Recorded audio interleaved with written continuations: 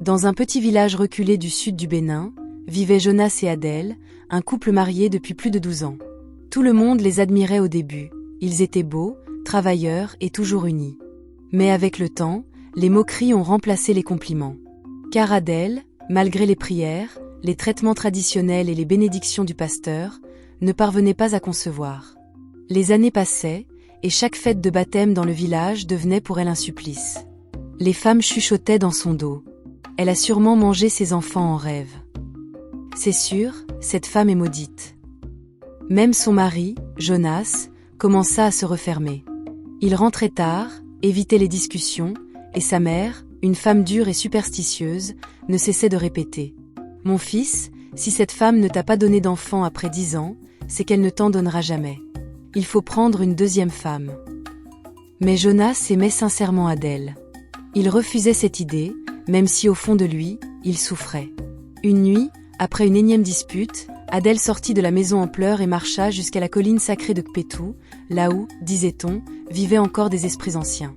Elle tomba à genoux et cria dans la nuit. « Si le Dieu des églises ne veut pas me donner d'enfant, alors qu'un autre Dieu m'en donne, peu importe le prix. » C'est ce soir-là que tout changea.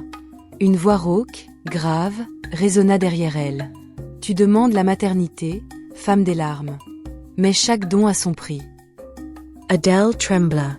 Elle aperçut une silhouette, mi-homme mi-bête, avec des yeux rouges comme des braises. « Je veux un enfant, » répondit-elle d'une voix brisée. « Je donnerai tout pour ça. » Le démon ricana. « Alors tu m'offriras une offrande de ton sang, et la promesse que cet enfant ne connaîtra jamais le nom de Dieu. » Sous l'effet de la peur et du désespoir, Adèle accepta.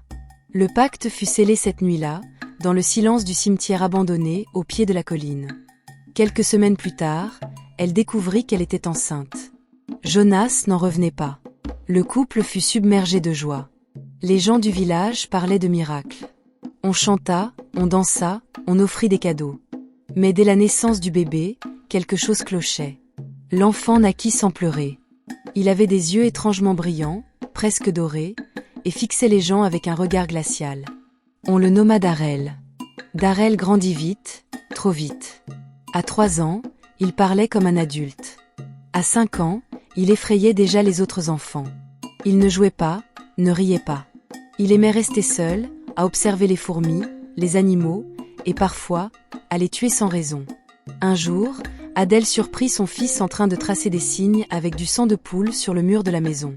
Quand elle le gronda, il la fixa droit dans les yeux et dit calmement : « C'est toi qui m'as appelé. Pourquoi tu veux me corriger maintenant ?» Depuis ce jour, Adèle ne retrouva plus jamais la paix. La nuit, Darel parlait seul dans sa chambre. On entendait des voix étranges, des rires lointains. Des objets se déplaçaient tout seuls. Jonas commença à soupçonner quelque chose, mais sa femme refusait d'en parler.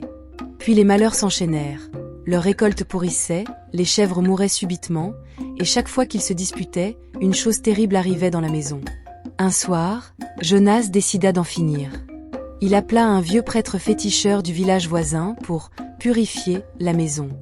Dès que le vieil homme entra, Darel éclata d'un rire strident et dit : « Toi, vieil homme, si tu oses poser ce gris-gris ici, ton cœur s'arrêtera avant le chant du coq. » Le féticheur recula, blême.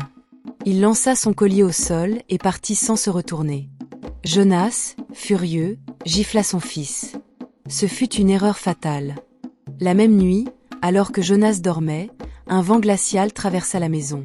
Adèle se réveilla et aperçut Darel debout devant la porte, ses yeux brillants dans l'obscurité. « Maman, dit-il calmement, papa ne doit plus me frapper. » Avant qu'elle ne puisse réagir, Jonas se mit à convulser dans son sommeil. Il cria, se débattit, puis se figea.